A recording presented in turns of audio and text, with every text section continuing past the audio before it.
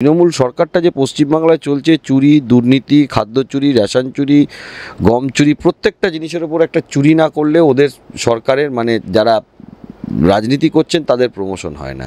এই চাকরি যাওয়ার পেছনে মূল কারিগর হলো বর্তমান শাসক দল তৃণমূল কংগ্রেস, মুখ্যমন্ত্রী মমতা বন্দ্যোপাধ্যায় এবং স্কুল সার্ভিস কমিশন। ডুপ্লিসিটিভাবে ব্যাকডোর দিয়ে যারা চাকরি পেয়েছে তাদেরকে বাঁচানোর চেষ্টা করে যাচ্ছে হলো বর্তমান শাসক দল এবং পশ্চিমবঙ্গ সরকার এবং school service commission. School service commission admit করেছে যে কত ইলিগ্যালিটি আছে আমরা বলতে পারবো না। চিফ জাস্টিস অফ ইন্ডিয়া তার মনেও কিন্তু এটা লেগেছে যে 25,000 লোকের চাকরি চলে যাচ্ছে। তিনি এটাও বলেছেন যে স্যাগ্রিগেশন কি কোনোভাবেই পসিবল নয়।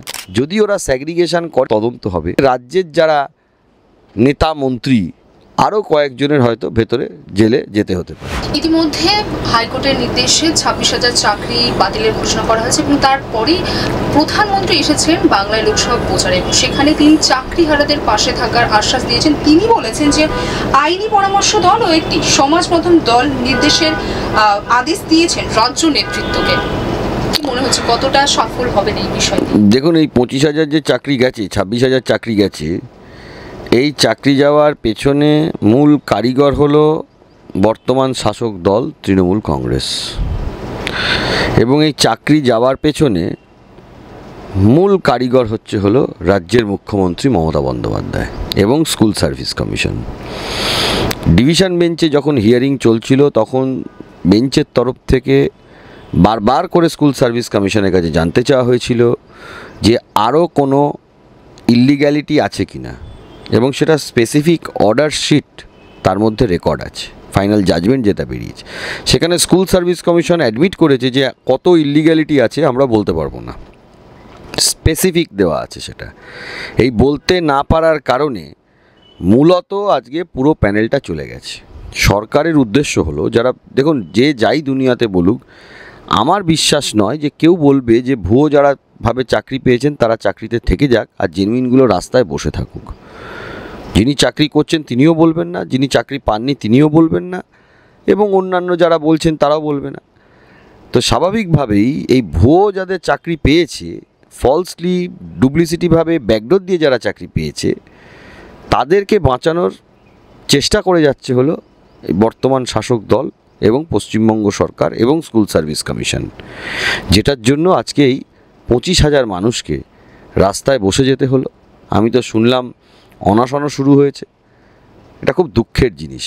তাই জন্য স্কুল সার্ভিস কমিশন যদি একটা স্পেসিফিক স্ট্যান্ড নিত, এক একটা কোর্টে এক এক রকম স্ট্যান্ড নিচ্ছে এবং সবথেকে যেটা এখানে ইলিগ্যালিটি হয়েছে, যেটার কারণে পুরো সিলেকশন প্রসেসটা চলে যাবে বা চলে যেতে পারে, সেটার কারণটা হলো ওনারা যে টেন্ডার দিয়েছিলেন ওএমআর স্ক্যানিংয়ের জন্য, সেটা সম্পূর্ণরূপে বেআইনি।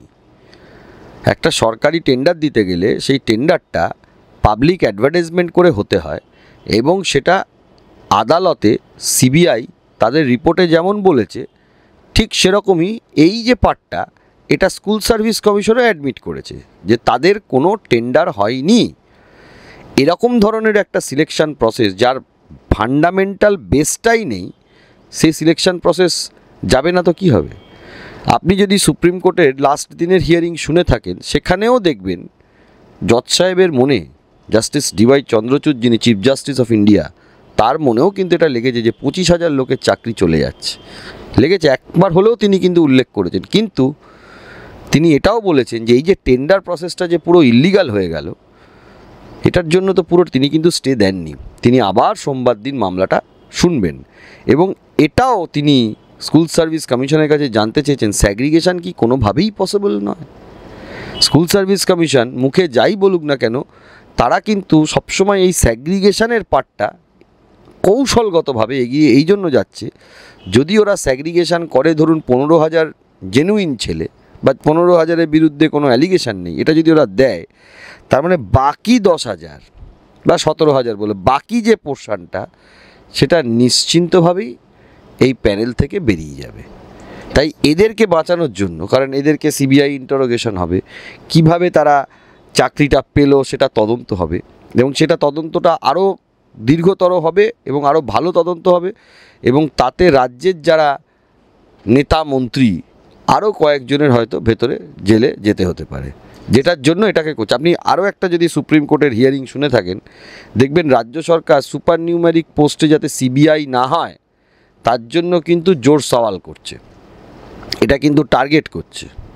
এবং ইতিমধ্যে তো সুপ্রিম কোর্ট থেকে মন্ত্রিসভার যে তদন্ত তার জন্য স্থগিতাদেশ দিয়েছেন।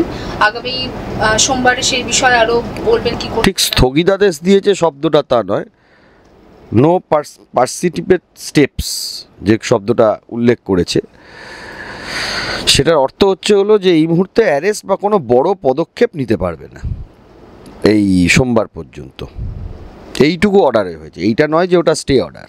কি মনে হচ্ছে সোমবারে যে রায় দেবে সুপ্রিম কোর্ট থেকে, সেই রায়ে কি এই যে স্থগিতাদেশ বা যেই কথা বলা হচ্ছে মন্ত্রিসভার তদন্ত সেই বিষয় কি আবার তদন্ত শুরু হওয়ার পক্ষে কি কোনো রায় দিতে পারে? দেখুন, রায় জজ সাহেবরা কী দেবেন সেটা তো আগে থেকে আমরা বলতে পারি না, কিন্তু যেটা সোমবার দিন যেটা জজ সাহেবরা করবেন বলে আমার মনে হয়, তারা পুরো মামলাটা পূর্ণাঙ্গ শুনানি করার একটা চেষ্টা করবেন যে এক্স্যাক্টলি কী হয়েছে। ওনারাও একটু প্রিপারেশান নিয়ে নেবেন, চেষ্টা করবেন যাতে করে শুনানিটা প্রত্যেক পক্ষকে শুনবেন, তারপরে ওনারা যেটা ভালো মনে করবেন সোমবার দিন রায় দেবেন। আচ্ছা, একটু অন্য প্রসঙ্গে যাব যে ইতিমধ্যে প্রধানমন্ত্রী সভা থেকে তো একদিকে যারা চাকরিহারা তাদেরকে একটা আশ্বাস দিয়েছেন, তার পাশাপাশি তিনি তৃণমূলকেও কিন্তু কটাক্ষ করতে চাননি। সেখান থেকে তিনি বলছেন যে তৃণমূল গরিবদের রেশনটাও মেরে খেয়েছে, সম্পূর্ণ দুর্নীতি করেছে। তৃণমূল সম্পূর্ণ দুর্নীতি তো করেই, তৃণমূল দলটাই হলো এক প্রকার বলতে পারেন দুর্নীতিপরায়ণ দল। তৃণমূল দলে যারা যারা নেতা মন্ত্রী হবেন বা তৃণমূল যারা করবেন, তাদের তৃণমূলে পলিটিক্যাল কেরিয়ার করতে গেলে তাকে দুর্নীতির সাথে যোগসাজশ করতে হবে, আপোষ করতে হবে, নাহলে সে তৃণমূলে থাকতে পারবে না। আপনি দেখুন, স্কুল সার্ভিস কমিশনের যিনি প্রথম তৃণমূল সরকার আসার সময় যিনি চেয়ারম্যান ছিলেন, চিত্তবাবু, পুরো নামটা আমার এই মুহূর্তে মনে পড়ছে না, তিনি কিন্তু আপনি চেষ্টা করেছিলেন স্কুল সার্ভিস কমিশনে ওই ধরুন যারা পরীক্ষা দেয় ওএমআর তাদেরকে কপি দিয়ে দেওয়ার, পরীক্ষা দিয়ে সঙ্গে সঙ্গে ওএমআরের যেটা আপনার কার্বন কপি বলে সেটা দিয়ে একটা নতুন প্রসেস আনার চেষ্টা করেছিলেন। তিনি কিন্তু চেয়ারম্যান হিসেবে থাকতে পারলেন না, তাকে সরিয়ে দিতে হলো। এই ঘটনাগুলো কিন্তু আছে, মানে তৃণমূল সরকারটা যে পশ্চিমবাংলায় চলছে, চুরি, দুর্নীতি, খাদ্য চুরি, রেশন চুরি, গম চুরি, প্রত্যেকটা জিনিসের ওপর একটা চুরি না করলে ওদের সরকারের মানে যারা রাজনীতি করছেন তাদের প্রমোশন হয় না। প্রত্যেকটা মানুষের টাকা, ধরুন সরকারি প্রকল্পের টাকা, যারা প্রকল্প উপভোগ করছেন তাদের টাকা, যারা চাকরি করছেন তাদের টাকা, ডিএ চুরি, প্রত্যেকটা জিনিসের মধ্যে তাদের চুরি লুকিয়ে আছে। এই পশ্চিমবাংলা থেকে যদি তৃণমূলকে সরানো না যায়, বাংলার ভবিষ্যৎ পুরো অন্ধকারে চলে যাবে।